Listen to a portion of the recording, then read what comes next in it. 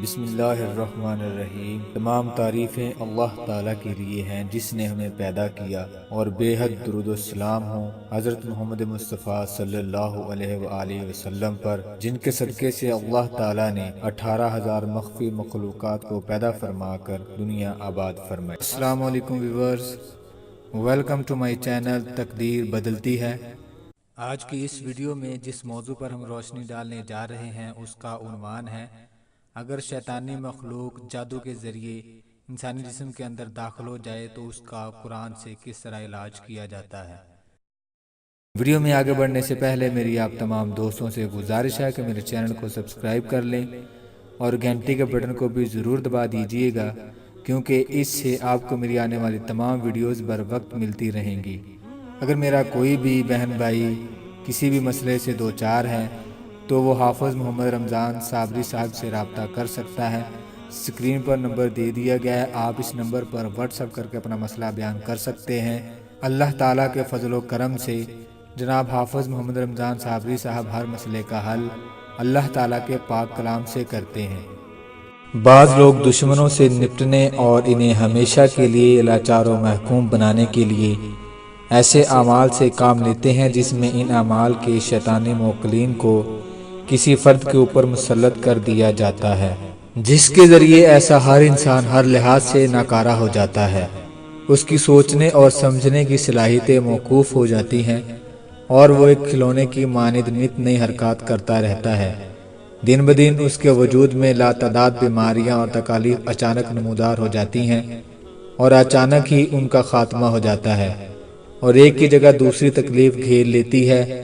اس طریق سے نہ صرف وہ خود زندگی سے بیزار ہو جاتا ہے بلکہ اس کے گھر والے بھی اس سے نالاں ہو جاتے ہیں اور ہر ایک اس بات کی تمنا کرنے لگتا ہے کہ اس کو موت آ جائے اور اس کی جان چھوٹ جائے۔ اگر مریض عورت ہو تو اس صورت میں صورتحال اور بھی بگڑ جاتی ہے۔ ایسی صورت میں وہ عورت انتہائی احمقانہ اور ذلیلانہ حرکات پر اتر آتی ہے جس سے خاندان کی عزت انتہائی خطرے میں پڑ جاتی ہے۔ اس مریض کا علاج کسی عمل سے انتہائی توجہ کے ساتھ کروایا جائے اور صبر و تحمل سے بارگاہ الہی میں دعا گو رہا جائے۔ اس کا علاج چونکہ کچھ عرصہ لیتا ہے جس سے مریض اور اس کے لواحقین پریشان ہو جاتے ہیں، بہرحال صبر و تحمل اس کے علاج کے لیے بے حد ضروری ہے۔ اس ویڈیو میں جو عمل بتایا جا رہا ہے اس مقصد کے لیے بے حد کارگر اور نافع ہے۔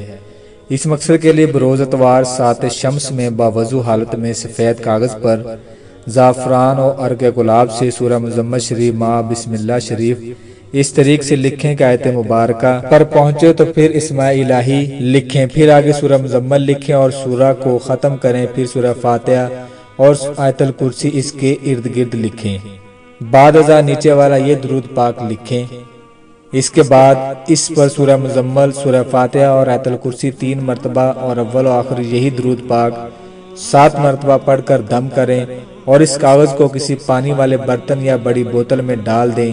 7 دن تک اس میں سے مریض کو صبح نہار منہ اور رات کو سونے سے پہلے پانی پلائیں۔ ہر اتوار کو نیا کاغذ بنائیں اور پرانا کاغذ زمین میں دفن کر دیں۔ انشاءاللہ عز و جل 5 ہفتوں کے مسلسل عمل سے مریض ہمیشہ کے لیے ایسی بدروح سے نجات پا جائے گا۔ بعد ازاں اس کے گلے میں یہی عمل زعفران اور عرق گلاب سے کاغذ پر بنا کر اور اس پر سورہ مزمل، آیت الکرسی اور سورہ فاتحہ 41 مرتبہ اول و آخر مندرجہ بالا درود پاک 21 مرتبہ پڑھ کر دم کر کے خوشبو لگا کر مسحور کے گلے میں ڈال دیں۔ اس طرح مریض تا حیات ایسے ہر قسم کے شیطانی عمل سے محفوظ و معمون رہے گا اور کسی بھی عمل کا جادو اس پر اثر انداز نہ ہوگا۔ دوستو، کوئی بھی عمل کرنے کے کچھ قواعد و ضوابط ہوتے ہیں، اس کے لیے میں نے الگ سے ویڈیو بنا رکھی ہے، آپ وہ ویڈیو میری وزٹ کر سکتے ہیں۔ میری دعا ہے کہ اللہ تعالیٰ میرے تمام مسلمان بہن بھائیوں کو شیطان کے شر سے محفوظ رکھے۔ جزاک اللہ خیرن۔